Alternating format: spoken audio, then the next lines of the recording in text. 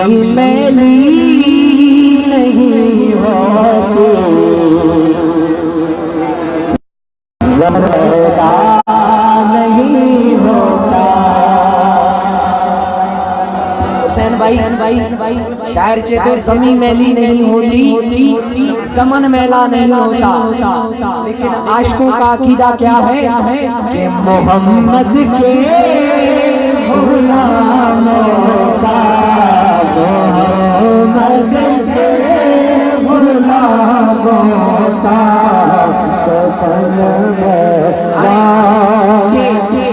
जो भी इयो यती दुआ ये खामोश रहंदा, जेके मुंह से कदे पढ़दा ये खामोश रहंदा। हमा जी आवाज ॿुधंदा सी के जो अकी दुआ भई खणी आवाज में मोहम्मद के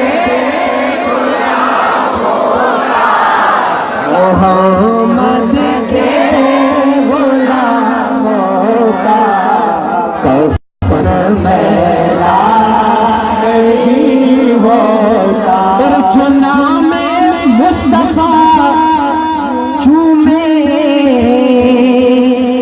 नहीं दुखती कभी आंखें, जो नाम मुस्तफा चूमे नहीं दुखती कभी आंखें। और पहन ले प्यार जो उनका, पहन ले प्यार जो उनका, बदन मैला नहीं होता। पहन ले प्यार जो उनका, बदन मैला नहीं होता। आखिरी शेर मुखे उस्ताद घणो झलियो आ, पर मां कंट्रोल नथो करे सघां। चओ सुभान अल्लाह।